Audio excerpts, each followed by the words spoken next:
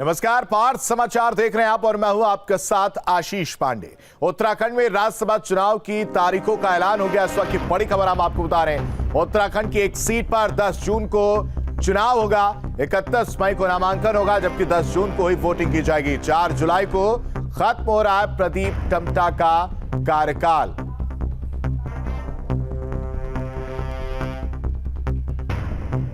तो बड़ी और अहम खबर इस वक्त हम आपको बता रहे हैं, जहां पर उत्तराखंड में राज्यसभा चुनाव की तारीखों का ऐलान हो चुका है। उत्तराखंड की एक सीट पर 10 जून को चुनाव होगा, 31 मई को नामांकन होगा, जबकि 10 जून को ही वोटिंग होगी। 4 जुलाई को प्रदीप टम्टा का कार्यकाल खत्म हो रहा है। देहरादून में धामी कैबिनेट की बैठक हुई है। मुख्य सचिव एसएस संधू की जानकारी के मुताबिक बैठक में कुल 7 मामलों पर मुहर लगी है। कैबिनेट ने विधायी और संसदीय विभाग के सत्रवासन को मंजूरी दे दी है। बैठक में हरिद्वार में त्रिस्तरीय पंचायत चुनाव पर भी चर्चा हुई। अंत्योदय योजना के जरिए 3 फ्री सिलेंडर योजना को मंजूरी दी गई है। कुल 1,84,442 राशन कार्ड धारकों के लिए 55 करोड़ का खर्च आएगा। किसानों को गेहूं पर प्रति क्विंटल 20 रुपए का बोनस दिया जाएगा। सरकार गन्ना मूल्य के भुगतान के लिए व्यवस्था करेगी। साथ ही साथ पशुपालन विभाग कृत्रिम गर्भाधान के लिए कर्मचारियों को पूर्व की भांति मैदानी इलाके में 40 रुपए और पहाड़ी इलाके में 50 रुपए प्रोत्साहन राशि देगा। केदारनाथ में कुछ बिल्डिंगें बननी थी, जिन ठेकेदारों ने पहली मंजिल बनाई है उन्हें ही दूसरी मंजिल का काम भी दिया जाएगा। तो ये बड़े फैसले धामी कैबिनेट में लिए गए हैं।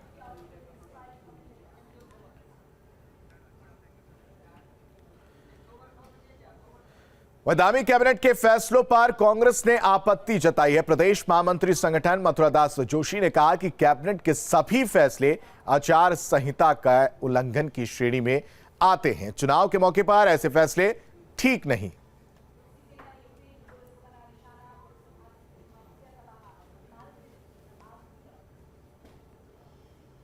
कैबिनेट के फैसले आज हुए हैं, सारे फैसले राजनीति से प्रेरित फैसले हैं और आदर्श आचार संहिता का जो चुनाव आचार संहिता हमारी है उसका खुलेआम सरकार उल्लंघन कर रही है। आपके घोषणा पत्र में आपने उन घोषणाओं को पूरा करना है, लेकिन ये समय जो चयनित आपने किया है, चंपावत का चुनाव चल रहा है, मुख्यमंत्री जी चुनाव लड़ रहे हैं, ठीक है, सिलेंडर आपने देने हैं, आप दोगे, आपने पूरा करना चाहिए, लेकिन इतना तो ध्यान रखते चुनाव आचार संहिता चल रही है। और हरिद्वार से बड़ी खबर है, जहां मौसम का मिजाज बदला है। तेज हवाओं के साथ जोरदार बारिश हुई है। बारिश से कई इलाकों में बिजली गुल हुई है। हरिद्वार में मौसम का मिजाज बदला है, तेज हवाओं के साथ बारिश हुई है। तस्वीर आपके सामने है, जहां तेज हवाओं के साथ बारिश हुई है। हरिद्वार में मौसम का मिजाज बदला है।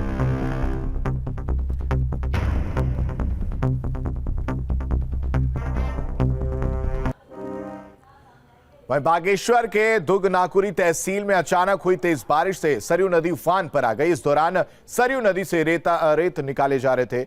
रेत निकालते समय मजदूरों की जान आफत बनाई है।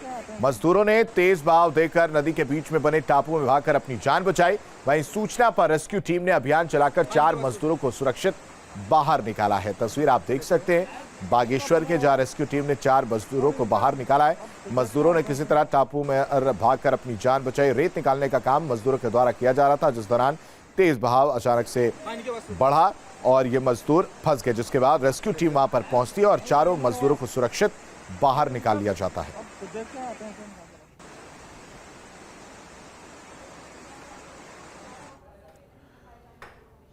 चारधाम यात्रा में अब तक 28 श्रद्धालुओं की मौत हो चुकी है और केदारनाथ धाम में 10 श्रद्धालुओं की मौत हुई है।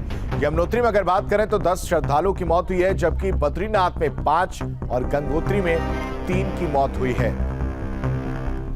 तो बड़ी और अहम खबर आपको इस वक्त बता रहे, चारधाम यात्रा के दौरान अब तक अगर बात करें तो 28 श्रद्धालुओं की मौत हुई है।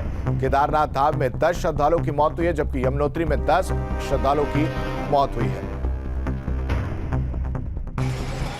2 साल से भी ज्यादा समय तक इंतजार के बाद आखिरकार उत्तराखंड में चारधाम यात्रा फिर शुरू हुई।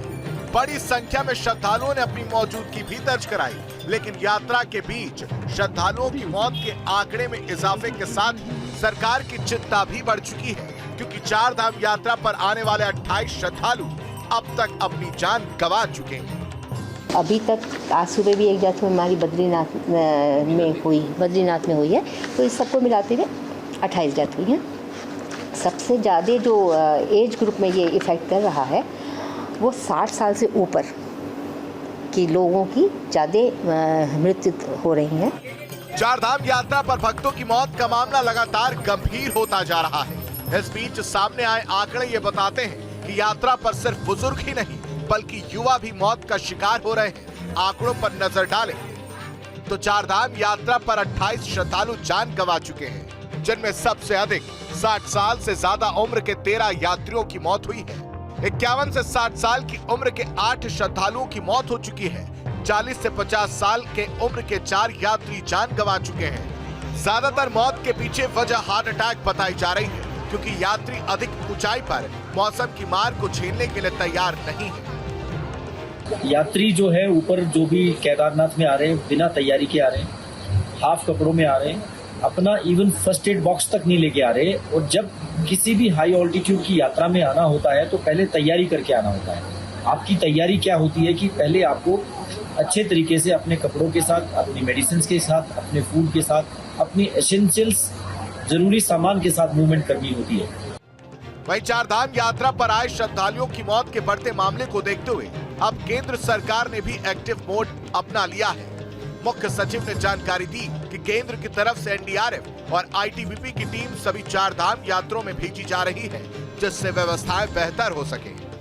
आईटीबीपी के जवान भी वहां आ गए हैं, एनडीआरएफ के लोग भी वहां हैं, ताकि अगर पैदल ट्रैक पे चलते किसी यात्री को कोई असुविधा होती है, कोई सांस फूलने लगती है, वो नहीं चल पा रहा, तो ये एसआरडीएफ वाले, आईटीबीपी वाले और एनडीआरएफ वाले आदमी हमारे जो पैरामेडिक्स हैं उनके साथ मिलके उस यात्री को उठा के जहाँ पकड़ के जो नियरेस्ट कैंप है, मेडिकल कैंप है, वहाँ तक ले आएं।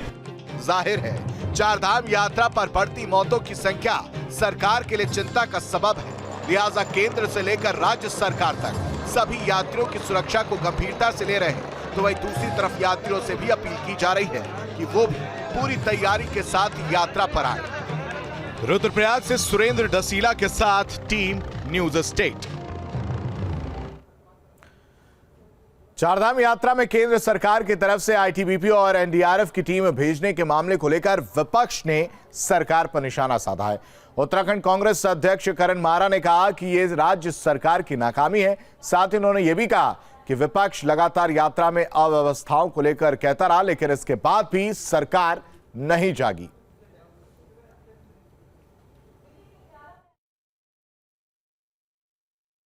लगातार कहते रहा कि सड़कें टूटी हुई हैं, एक्सीडेंट होंगे। एक्सीडेंट्स में भी करीब करीब 6-7 लोगों की मृत्यु हो गई। मैं कहते रहा कि केदारनाथ बाबा के धाम में पूरी तरीके से व्यवस्थाएं ठीक नहीं है, स्वास्थ्य सेवाएं लचर हैं, लोगों को ऑक्सीजन की कमी होगी, क्योंकि पोस्ट कोविड जो इफेक्ट्स आने थे उनका मुझे अंदेशा था। और मैं लगातार कह रहा था कि वहाँ ऑक्सीजन के देने के लिए कुछ व्यवस्था होनी चाहिए, वहाँ मेडिकल फैसिलिटीज होनी चाहिए। और आज जब 22 से ज्यादा लोग इस बीच में खत्म हुए हैं तो केंद्र सरकार जागी है। खबर रुद्रप्रयाग से है, जहां केदारनाथ धाम में पुलिस प्रशासन की व्यवस्था पर सवाल उठने के बाद अब आईटीबीपी और एनडीआरएफ को कमान सौंप दी गई है। अब यात्रा मार्गों से लेकर केदारनाथ धाम में आईटीबीपी और एनडीआरएफ के जवान तैनात रहेंगे, जो तीर्थ यात्रियों की हर संभव मदद करेंगे। बता दें कि लंबे समय से केदारनाथ यात्रा में आईटीबीपी के जवानों की तैनाती की मांग की जा रही थी।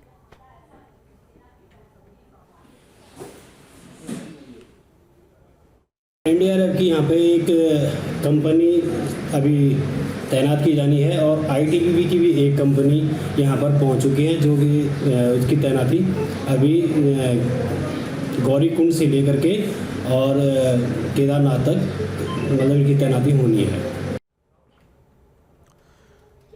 चारधाम यात्रा को लेकर दूर दूर से श्रद्धालु उत्तराखंड आ रहे हैं। सरकार की तरफ से कहा गया था कि इस बार चार धाम में आने वाले श्रद्धालुओं की संख्या रिकॉर्ड तोड़ोगी और ऐसा होते हुए भी दिख रहा है। चारधाम यात्रा के शुरू होने पर एक सप्ताह में कई रिकॉर्ड टूटे हैं। 8 साल बाद केदारनाथ यात्रा में श्रद्धालुओं का रिकॉर्ड टूटा है। 3 मई को शुरू हुई चारधाम यात्रा में केदारनाथ धाम में 1,11,538 श्रद्धालुओं ने दर्शन किया। बद्रीनाथ धाम की अगर बात करें तो 63,337 श्रद्धालु पहुंचे, जबकि गंगोत्री धाम में 60,630 श्रद्धालु पहुंचे। वहीं यमुनोत्री की बात करें तो यमुनोत्री धाम में 52,959 यात्री दर्शन कर चुके हैं। 8 दिन में अगर बात करें तो अब तक 4 धामों में 3.25 लाख यात्रियों ने दर्शन किए हैं।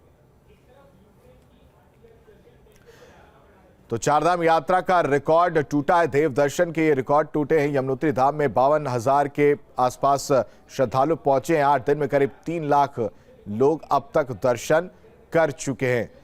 रिकॉर्ड तोड़ श्रद्धालुओं के आने की बात सरकार की तरफ से की जा रही थी और कहीं ना कहीं रिकॉर्ड टूटता हुआ भी नजर आ रहा है। लगातार श्रद्धालुओं की संख्या बढ़ रही है।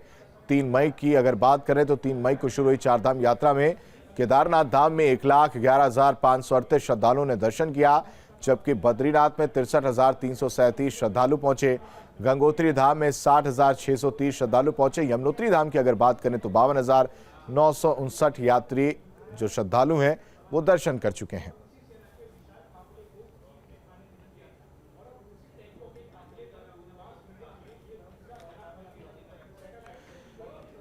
उत्तराखंड में चारधाम यात्रा को लेकर स्वास्थ्य मंत्री धन सिंह रावत ने व्यवस्थाओं के बारे में जानकारी दी। उन्होंने सरकार के जरिए की गई व्यवस्थाओं के बारे में बताया। उन्होंने कहा कि चारधाम के श्रद्धालुओं के लिए पूरी तैयारियां की गई हैं ताकि श्रद्धालुओं को कोई भी दिक्कत ना आए। तो हमने अपने चारों धामों में पूरे इंतजाम कर रखे हैं स्वास्थ्य के क्षेत्र में, और हम लोगों ने 64 एम्बुलेंस वहाँ लगा रखे हैं, 53 एम्बुलेंस लगा रखे हैं, जो कि 108 हमारी गाड़ियाँ हैं। और बड़ी बात यह है कि इस बार हमने 10 जो है हाई टेक्निक के एम्बुलेंस लगा रखे हैं, जिसमें कि लाइफ सपोर्ट सिस्टम भी है, एक्सरे भी है, कार्डियो के जो है जांचें की भी हो सकती हैं। ये सारी व्यवस्था हमने वहाँ कर रखी है। और पहली बार हम लोगों ने 150 से ज़्यादा डॉक्टरों को वहाँ लगा रखा है। 25 से ज़्यादा हमारे फिजिशियन काम कर रहे हैं। लगभग 133 हमारे जो है डॉक्टर वहाँ काम कर रहे हैं। नर्सें पर्याप्त मात्रा में हैं। और मैं कह सकता हूँ कि किसी भी यात्री को वहाँ पे दवाइयों की कोई दिक्कत नहीं है। कोई अगर यात्री अगर केदारनाथ में हाई एल्टीट्यूड में अगर बीमार हो जाता है या यमुनोत्री में बीमार हो जाता है, तो सरकार की तरफ से एयर एम्बुलेंस की व्यवस्था भी कर दी गई है कि हम अपने यात्रियों को जो है तुरंत रेस्क्यू करा के नीचे ला के उनका इलाज करा सकें। खबर रुद्रप्रयाग से, जहां केदारनाथ पैदल मार्ग पर तीर्थयात्री के सिर पर बोल्डर गिर गया, जिससे वो गंभीर रूप से घायल हो गया है। वहीं घायल को ऋषिकेश एम्स के लिए एयरलिफ्ट किया गया है। आपको बता दें कि बीते दिन भी 11 यात्रियों को एयरलिफ्ट किया गया था। तस्वीर आपके सामने, बोल्डर गिरने से जो तीर्थयात्री था वो घायल हो गया, जिसको एयरलिफ्ट किया गया है। बीते दिन की अगर बात करें तो 11 यात्रियों को एयरलिफ्ट किया गया है। फिलहाल बोल्डर गिरने से श्रद्धालु घायल हो गया है।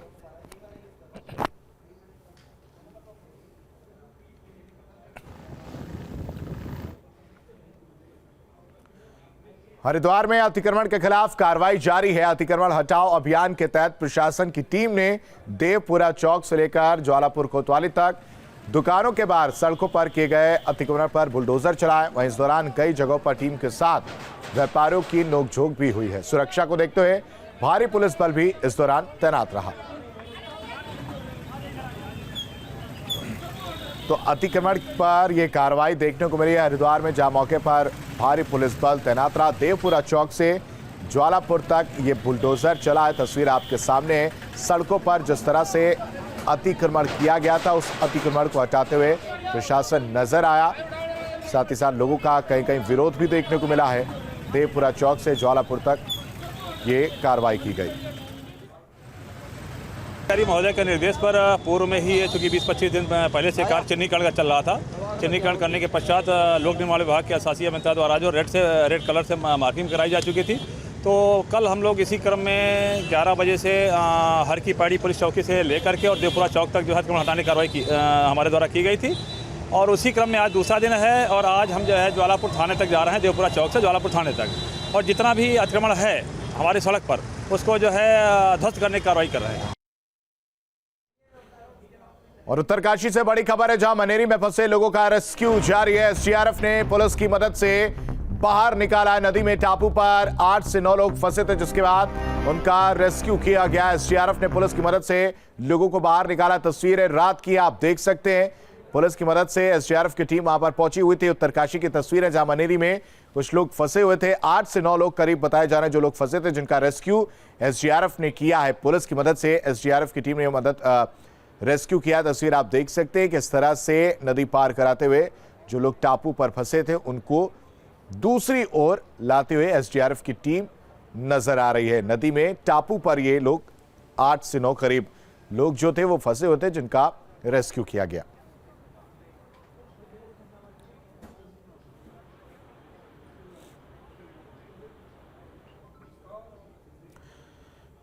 उधम सिंह नगर के पूरनपुर गांव में प्रशासन ने अवैध खनन के खिलाफ बड़ी कार्रवाई की है। प्रशासन ने बिना अनुमति के खनन कर रहे एक डंपर को सीज किया है। वहीं एएसपी काशीपुर चंद्रमोहन सिंह ने बताया कि मामले की रिपोर्ट खनन विभाग को भेज दी जाएगी।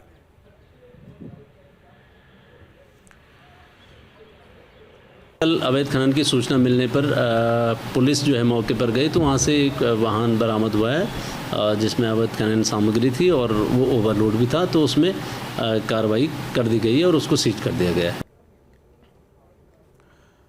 वहीं पौड़ी में भूसे की कमी को लेकर आपात स्थिति बन गई है। प्रशासन ने आपात स्थिति से निपटने के लिए अब कड़े कदम उठाने शुरू कर दिए हैं। डीएम ने समस्या से निपटने के लिए ईंट भट्टों में भूसे के प्रयोग पर प्रतिबंध लगा दिया है, जबकि भूसे की कालाबाजारी को रोकने के लिए भी कड़े कदम उठाए हैं, जिससे पशुपालकों और आवारा पशु इस समस्या से जल्द निपट सकें।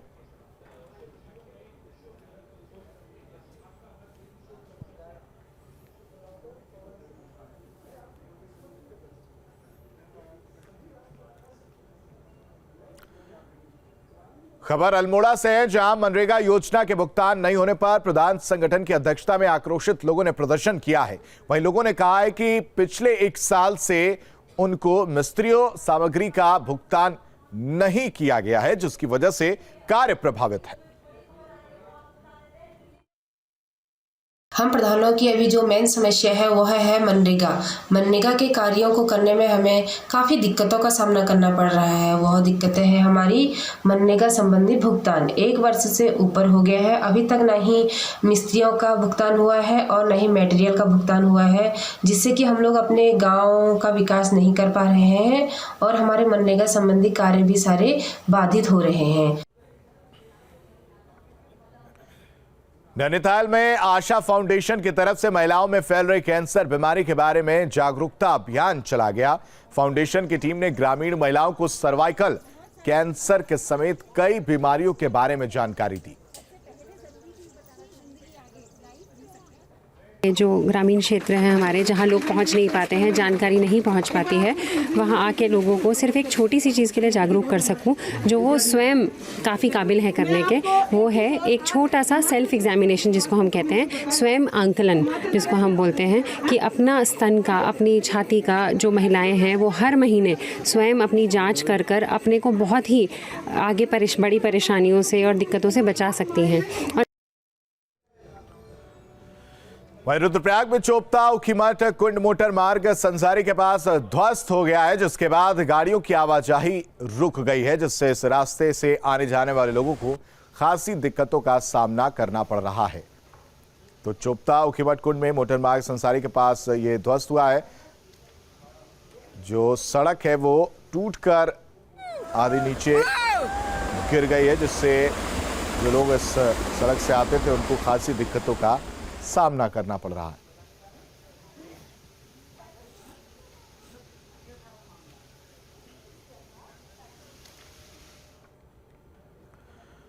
हरिद्वार के सलेमपुर क्षेत्र में प्लास्टिक की फैक्ट्री में आग लगने से हड़कंप मच गया। आग लगने से गोडाउन में रखा सारा सामान जलकर खाक हो गया है।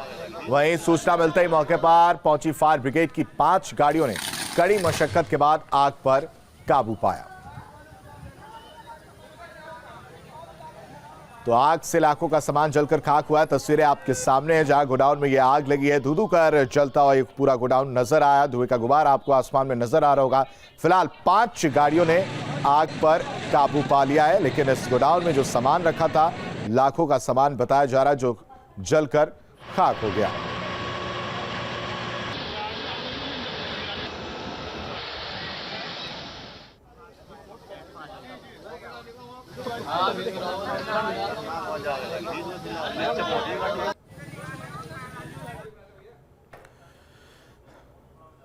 देहरादून में पुलिस ने बड़ी कार्रवाई करते हुए 4 अलग अलग थाना क्षेत्रों में चोरी की घटनाओं को खुलासा किया है।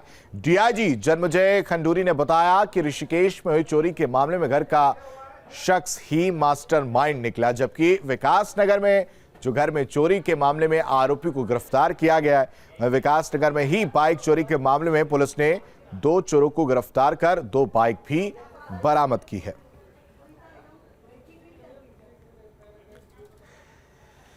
तो 4 अलग अलग इलाकों में चोरी की वारदात को अंजाम दिया गया था, जिसके बाद पुलिस ने टीम गठित की और जो चोर थे उनको पकड़ा है। खुलासा किया है, जो चोरी की घटनाएं अलग अलग जगह पर हुई थी उनका खुलासा किया है। साथ ही साथ चोरों को भी गिरफ्तार किया और जो चोरी का सामान था उसको भी पुलिस ने बरामद कर लिया है। श्रीनगर के एक घर में गुलदार के घुसने से हड़कंप मच गया। जानकारी के मुताबिक गुलदार रात के अंधेरे में घर के अंदर दाखिल हुआ और फिर छिप कर बैठ गया। वहीं घर वालों की नजर गुलदार पर सुबह के वक्त पड़ी, जिसके बाद मामले की जानकारी वन विभाग के अधिकारियों को दी गई और जानकारी मिलने के बाद मौके पर पहुंची वन विभाग की टीम ने गुलदार को बेहोश करके उसे घर से निकाल लिया। वन विभाग के अधिकारियों का कहना है कि जंगलों में लगी आग के चलते गुलदार गांव की तरफ आ रहे हैं और घर में घुस रहे हैं। फिलहाल गुलदार को वापस जंगल में छोड़ दिया गया है। तो गुलदार दिखने से हड़कंप मचा। रात के अंधेरे में गुलदार जो एक घर में घुस जाता है और सुबह के वक्त घर वालों के इस पर नजर पड़ती, जिसके बाद वन विभाग को इसकी सूचना दी जाती है। वन विभाग की टीम मौके पर पहुंचती है और गुलदार को बेहोश करके अपने साथ ले जाती है और उसके बाद उसको जंगलों में छोड़ दिया जाता है। वन विभाग का कहना है कि जंगलों में आग लगने के कारण गुलदार जो है वो शहर की तरफ रुख कर रहे हैं, घरों में छिपकर बैठ रहे हैं, घर की ओर जा रहे हैं।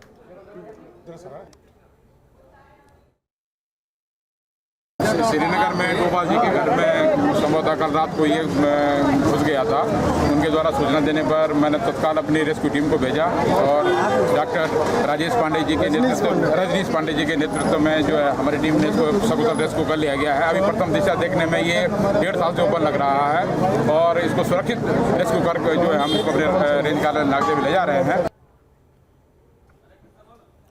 और इसी के साथ पाठ समाचार में अभी के लिए बस इतना ही। बने रहिए न्यूज़ स्टेट के साथ।